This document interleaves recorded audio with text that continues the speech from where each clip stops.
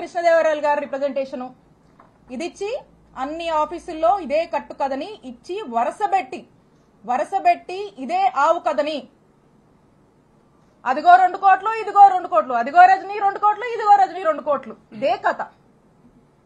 ఇదే కథని వరుసబెట్టి ప్రచారంలోకి తీసుకొచ్చి దీన్ని పెట్టి ఏం చేస్తారు? ఇక్కడ నుంచి మొదలు పెడితే ఇక్కడ పోలీస్ స్టేషన్ల దగ్గర నుంచి మొదలు పెడితే పీక్స్ కి తీసుకెళ్లారు. మొదలు పెడితే డీజీపీ గారికి కంప్లైంట్ ఇస్తారు, హోమ్ మినిస్టర్ కి ఇస్తారు, విజిలెన్స్ అంటారు, సిఐడి అంటారు, ఏసీబీ అంటారు. ఈ అన్నిటికీ కంప్లైంట్లు ఇస్తారు. ఇచ్చినప్పుడల్లా వార్త రాయిస్తారు. 10 నెలల నుంచి ఇదే కథ. ఆఖరికి దీన్ని ఏ లెవెల్ కి దీంట్లో మళ్ళీ ఎలివేషన్ కూడా. ఈ కథనే ఓ కట్టు కదా, ఈ కథలో మళ్ళీ ఎలివేషన్స్ కూడా. 17A కోసం గవర్నర్ కి ఏదో పర్మిషన్ పెట్టానని వాళ్లే మళ్ళీ పేపర్లో రాయిస్తారు. ఒకసారి ఆలోచించండి. ఇలా తప్పుడు కేసులకి ఎలా ఆద్యం పోస్తూ అధికారాన్ని అడ్డం పెట్టుకొని ఏ విధంగా కూడా ఇబ్బంది పెట్టేటువంటి ప్రయత్నం చేస్తున్నారో మనకు స్పష్టంగా అర్థమవుతా ఉంది. ఇకపోతే విజిలెన్స్ ఎంక్వైరీ అంట. వీళ్ళే విజిలెన్స్ ఎంక్వైరీ అని చెప్పి విజిలెన్స్ ఎంక్వైరీ ఏపిస్తారు. ఇక విజిలెన్స్ ఎంక్వైరీ ఏంటండి? విజిలెన్స్ ఎంక్వైరీ మీరు చూస్తే వైజాగ్ లో ఒక ఎమ్మెల్సీ గారు ఉన్నారు, దువ్వవరపు రామారావు గారు. వారు తెలుగుదేశం పార్టీ ఎమ్మెల్సీ. ఒక రకంగా చెప్పాలంటే పచ్చకండువా వేసుకున్నటువంటి ఎమ్మెల్సీ గారు. వారి కొడుకు నాగశ్రవణ్ గారు ఇక్కడ ఉన్నటువంటి గుంటూరు జిల్లా ఎస్పీ గారు. అంటే ఆ ఎస్పీ గారు వాళ్ళ ఫాదర్ టీడీపీ ఎమ్మెల్సీ, టీడీపీ కుటుంబానికి చెందినటువంటి వ్యక్తి ఎస్పీగా ఇక్కడ పనిచేస్తా ఉన్నారు. అంటే ఆ ఎస్పీ గారు రిపోర్ట్ ఇస్తే ఏం రిపోర్ట్ ఇస్తారండి? కృష్ణదేవరాయలు గారి డైరెక్షన్ లో జెన్యూన్ విజిలెన్స్ రిపోర్టా అండి ఇది? టీడీపీ రిపోర్ట్ ఇస్తారండి వాళ్ళు.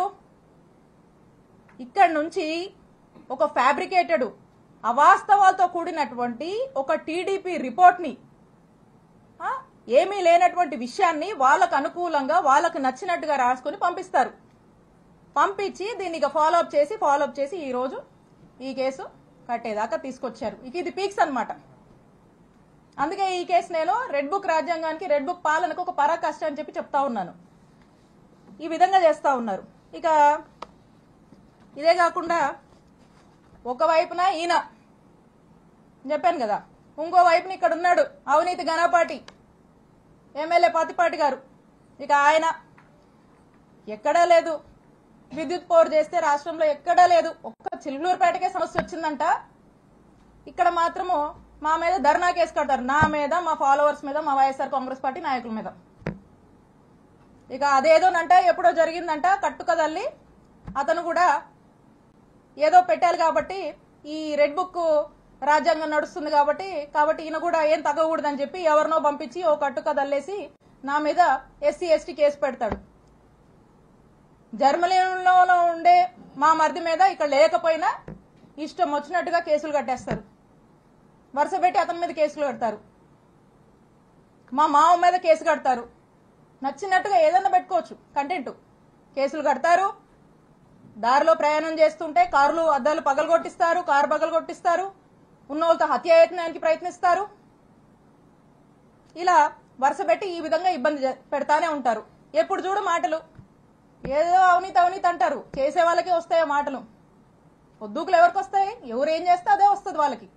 ఆయన అదే చేస్తాడు కాబట్టి పొద్దున్న లేస్తే ఆయన చేసే పాలన ఏమి ఉండదు. కాబట్టి ఆ నోటి వెంట వచ్చే మాటలే అవి. ఏం చేస్తారో అదే వస్తుంది.